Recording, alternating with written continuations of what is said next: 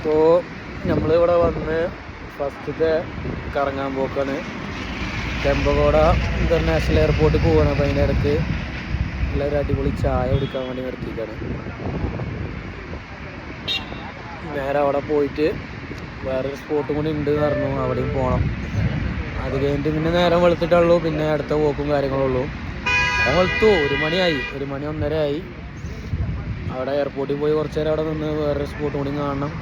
പിന്നെ നേരം വെളുത്ത് അടുത്ത സ്ഥലത്തേക്ക് പോകണം. അങ്ങനെയുള്ളതാണ് കരുതിയിട്ടുള്ളത്.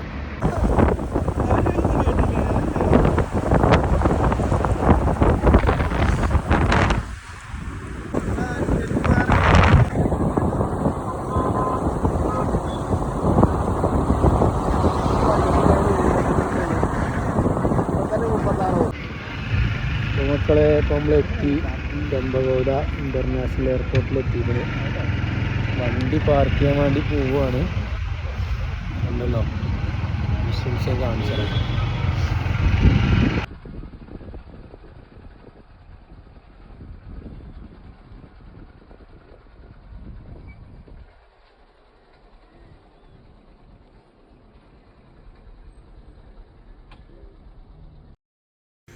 അങ്ങനെ നമ്മളിതാ എയർപോർട്ടിലെത്തി.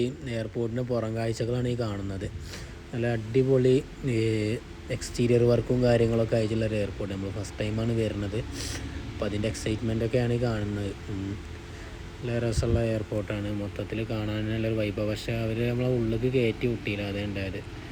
നമ്മൾ കുറച്ച് ഭാഗങ്ങൾ ഇങ്ങനെ ഉൾഭാഗം കാണാൻ പറ്റും നോക്കി. അതായത് ഫുൾ ഏറ്റവും ഉള്ളിലേക്കല്ല, ജസ്റ്റ് ഇവിടെ ഒരു ട്രാഫിക് പോലീസുകാരനെ എന്താ നടന്നു പോകുന്നുണ്ട്. അതിൻ്റെ കുറച്ച് അപ്പുറത്തായിട്ട് ഒരു ഉൾഭാഗമുണ്ട്. അവിടേക്കൊന്ന് കയറാൻ വേണ്ടിയിട്ട് നോക്കിയപ്പോൾ തന്നെ അവർ അയച്ചില്ല.